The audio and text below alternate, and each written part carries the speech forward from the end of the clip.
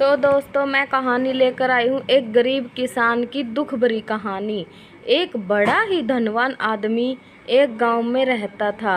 जैसे कि ज़्यादातर पैसे वालों को होता है, इस धनवान सेठ को भी अपने पैसों का घमंड था।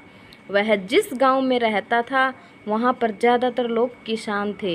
इन सभी किसानों के पास जितनी ज़मीन थी उससे कई गुना ज़्यादा ज़मीन इस सेठ के पास थी। कई गरीब किसान तो इसके लिए इसके खेतों में काम करते थे। इसी गांव में मोहन नाम का एक बड़ा ही मेहनती और सच्चा किसान रहा करता था। मोहन का परिवार थोड़ा बड़ा था। उसके परिवार में उसके बूढ़े माँ बाप, पति पत्नी, 3 बच्चे थे जो अभी काफ़ी छोटे थे। मोहन के पास ज़्यादा ज़मीन नहीं थी, लेकिन जितनी भी थी उससे वह बड़ी मेहनत करता और अपने परिवार का पेट पालने लायक अनाज उगा लेता था। बाकी के किसान भी यह देखकर हैरान रह जाते कि कोई कैसे इतनी सी ज़मीन में इतना ज़्यादा फसल उगा सकता है। एक वर्ष उस गांव में काफ़ी ज़्यादा बारिश हुई, जिसके चलते किसानों की फसलें बर्बाद हुई, जिसमें से मोहन भी था। धर्म संकट में पड़ गया और कमाने वाला कोई नहीं था।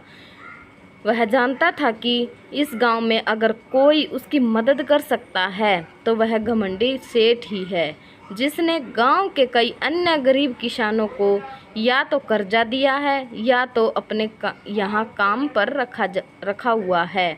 हाथ पर हाथ घरे बैठे रहने की बजाय उसे इस सेठ के पास जाने का फैसला किया और एक दिन उनके पास पहुंच गया। सेठ के पास पहुंचकर मोहन बोला, सेठ जी आपकी बहुत मेहरबानी होगी, मुझे थोड़ा सा कर्जा दे दीजिए और नौकरी दे दे ताकि मैं आपके परिवार को 2 वक्त का खाना मिल सके। घमंडी सेठ को इनकी बातों से कोई मतलब नहीं था, लेकिन गांव के सारे लोगों की तरह वह यह जानता था कि मोहन कितनी मेहनती है, वह 2 गुनी फसल उठा सकता है।